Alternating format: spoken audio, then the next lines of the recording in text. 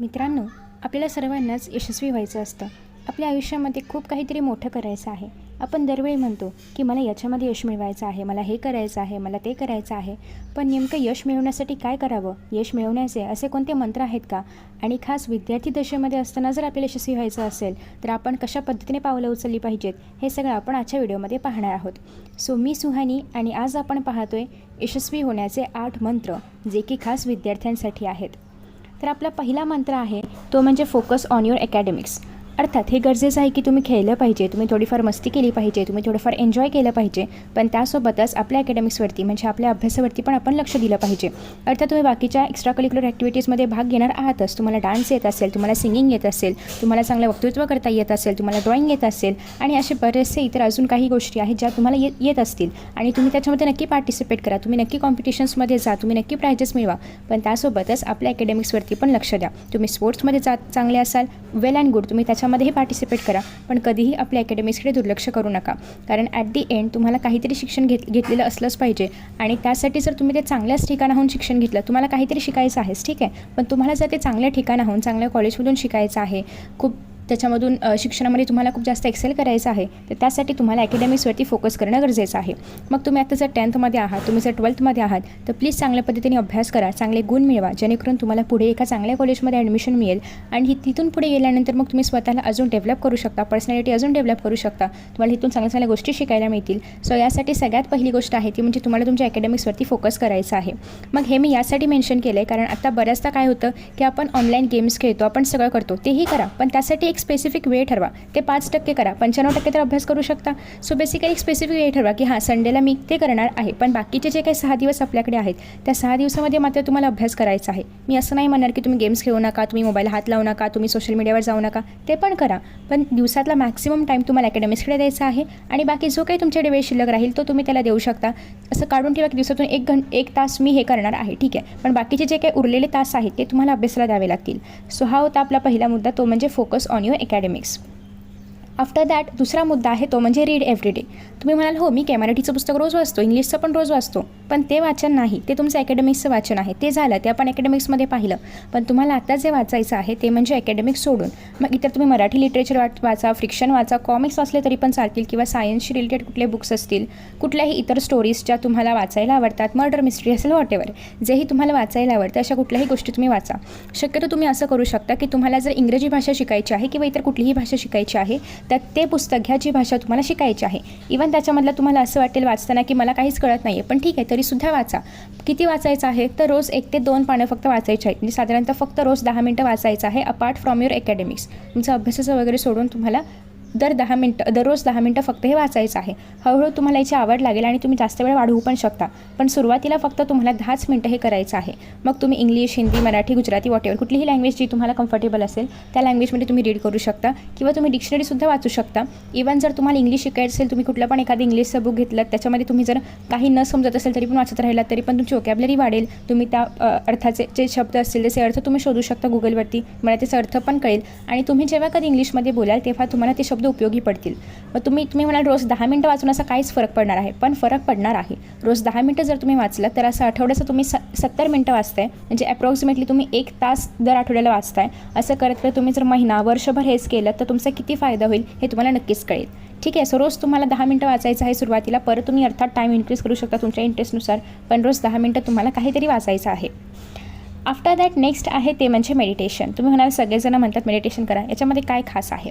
तर बेसिकली तुम्ही जर पाहिलं असेल तर पूर्वीचे लोक पण खूप मोठ्या प्रमाणावरती जे पण साधू वगैरे असायचे किंवा जे तपश्चर्या वगैरे करायचे किंवा असं समजलं जायचं की जे जास्त हुशार लोक आहेत ते मेडिटेशन करायचे. का करायचे? काय बेनिफिट आहे नुसतं एका जागी बसून? तर बेनिफिट असा आहे की आपला मेंदू शांत राहतो. आपण जेव्हा आपल्या श्वासावरती नियंत्रण ठेवतो तेव्हा आपल्या डोक्यामध्ये क्लॅरिटी येते. आपल्या डोक्यामध्ये खूप विचार असतात, दिवसभर आपण खूप विचार करत असतो, पण नेमकं आपल्यालाच कळत नाही की आपण कोणते विचार करतोय, काय चाललं हे नेमकं, किती निगेटिव्हिटी आहे, किती काय चाललं आहे. सो बेसिकली तुम्हाला काहीच करायचं नाही आहे, एका जागी फक्त शांत बसायचं, कानामध्ये हेडफोन अजिबात लावायचे नाही आहेत, फक्त शांत बसायचं आहे. एक तर तुम्ही आजूबाजूचा आवाज ऐकू शकता की बाहेर काय चाललं आहे, कुठेतरी टी व्ही चालू असेल, कुठेतरी फॅनचा आवाज येतो आहे, कुठेतरी अजून कसला आवाज येतो आहे, तुम्हाला फक्त ते ऐकायचं आहे, काहीच रिॲक्ट नाही करायचं. काही शांतता वगैरे नसली आसपास तरी पण चालेल, तुम्हाला फक्त ते आवाज ऐकायचे आहेत. जर तुम्ही गार्डनमध्ये बसू शकत असाल, तुम्ही कुठे बाहेर बसू शकत असाल तर वेल अँड गुड, बट नसेल तर तुम्ही हे घरामध्ये पण करू शकता.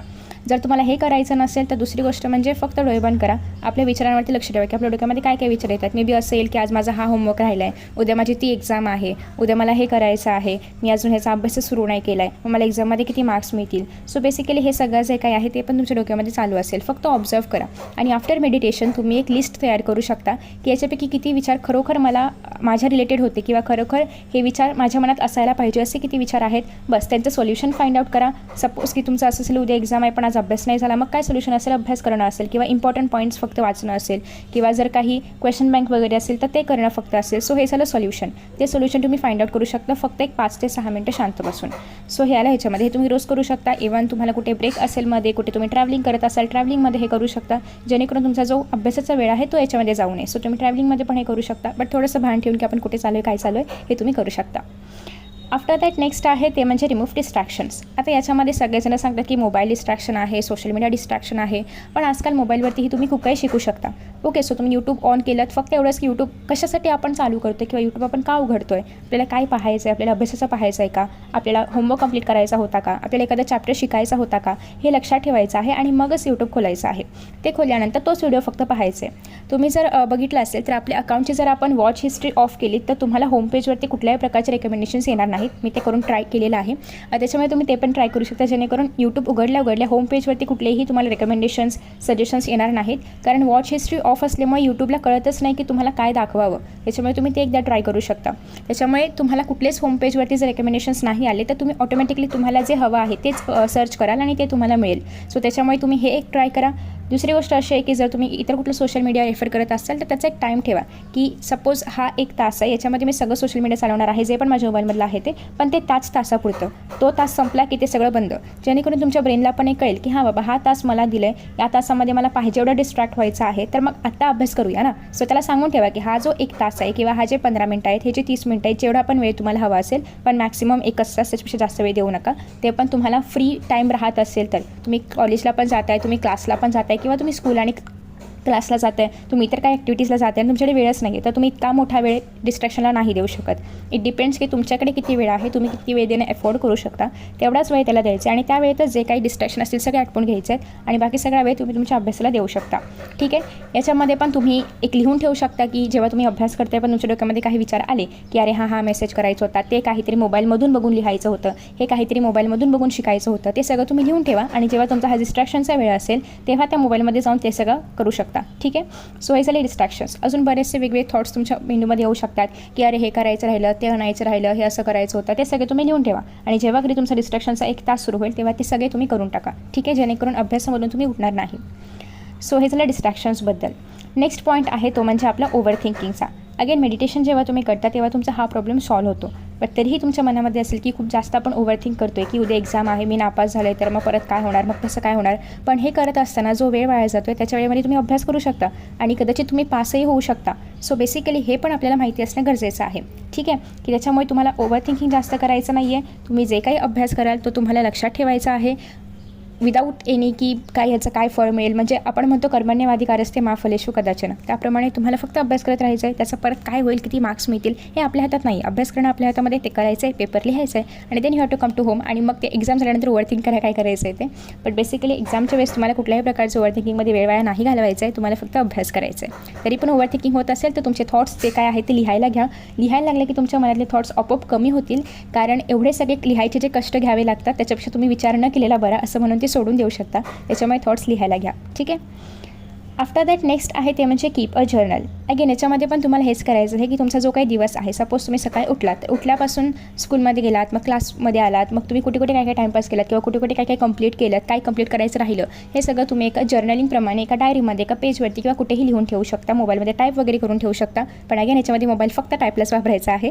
सो बेसिकली हे सगळं तुम्ही जर केलं तर तुम्हाला कळेल की दिवसाचा किती वेळ माझा वाया जातो आहे, मग या वेळेमध्ये मी काय करू शकते किंवा इतर कुठलं नवीन स्किल शिकू शकते का, किंवा माझा जो काही अभ्यास शिल्लक राहतो आहे किंवा जे जे काही होमवर्क राहिलं आहे, जे काही बॅकलॉग राहिलं आहे ते मी या वेळेमध्ये कंप्लीट करू शकते, तर उद्या मला एवढा वेळ वाया नाही घालवायचा आहे. सो हळूहळू करत तुमचा जो वेळ वाया जाण्याची इंटेन्सिटी आहे ती कमी होईल आणि तुम्हाला ॲट दी एंड ऑफ एक वीक नंतर वगैरे एक प्रोडक्टिव्ह डे तुमचा असेल जर तुम्ही हे सगळं रिड्यूस केलं तर. बट ऑब्व्हियसली हे सगळ्यासाठी तुम्हाला थोडेफार कष्ट घ्यावे लागणार आहे. तुमच्या पूर्ण दिवसाचा ट्रॅक तुम्हाला ठेवायचा आहे की मी कुठल्या वेळेत कधी काय केलं, किंवा तुम्ही दिवस चालू असतानाच म्हणजे आता 12 ते 1 मी हे केलं, 2 ते 3 मी हे केलं. सो असं तुम्ही दिवस चालू असतानाच पण लिहून ठेवू शकता, जेणेकरून तुम्हाला हे पण कळेल की मी किती वेळ इन्व्हेस्ट करते आणि किती वेळ वेस्ट करते. ठीक आहे.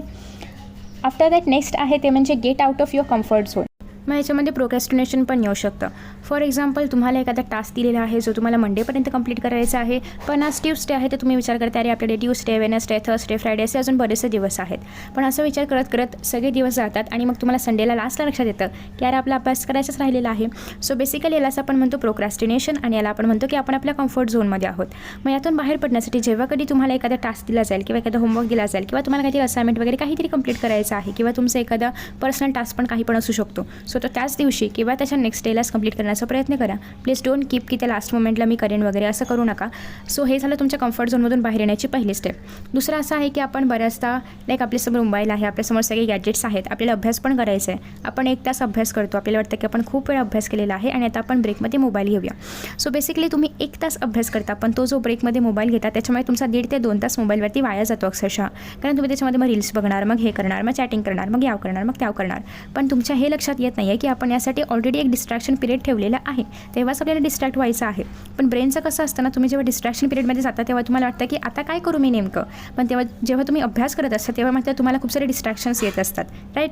सो बेसिकली त्यासाठीच तुम्हाला तुमच्या ब्रेनला ट्रेन करायचं आहे की या पिरियडमध्ये तुला जेवढं काही डिस्ट्रॅक्ट व्हायचं तो डिस्ट्रॅक्ट हो, पण बाकीच्या पिरियड्समध्ये मला फक्त अभ्यास करायचा आहे.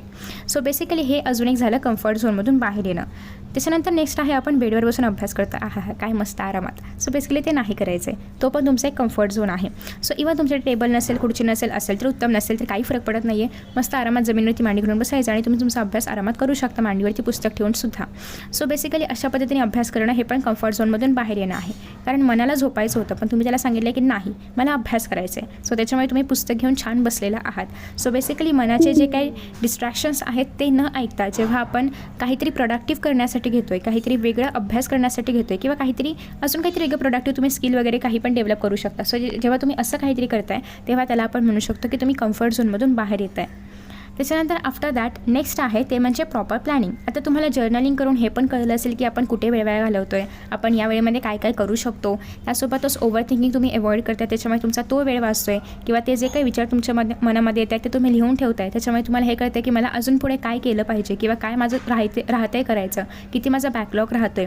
हे सगळं तुम्हाला कळल्यानंतर मग तुम्ही एक प्रॉपर प्लॅनिंग करणार आहात आणि मग त्याच्यामध्ये तुम्हाला काय करायचं आहे, काय नाही करायचं आहे, कुठल्या वेळेत काय काय कंप्लीट करायचं आहे, कुठल्या वेळ मला फ्री मिळतो, कुठला माझा डिस्ट्रॅक्शन पिरियड आहे, कुठल्या वेळेत मी कॉलेजला जाणार आहे, घरी येणार आहे, स्कूलला जाणार आहे किंवा क्लासला जाणार आहे, वॉट एव्हर जे काय असेल ते सगळं तुम्हाला एक प्रॉपर प्लॅनिंग करून लिहून ठेवायचं आहे. किंवा आत्तापर्यंत माझा किती सिलेबस झाला आहे, एक्झाम कुठल्या दिवशी आहे, किती दिवस माझ्याकडे आहेत, त्या दिवसामध्ये मी किती काय काय कंप्लीट करू शकते किंवा किती काय काय कंप्लीट करणं एक्सपेक्टेड आहे, हे सगळं तुम्हाला तुमच्या प्लॅनिंगच्या एखाद्या पेजवरती, वहीवरती जे पण काय असेल त्याच्यामध्ये लिहायचं आहे. सो बेसिकली या काही टिप्स होत्या. आय होप की तुम्हाला याच्यामधून काहीतरी बेनिफिट होईल आणि अशा पद्धतीने आपला हा व्हिडिओ होता.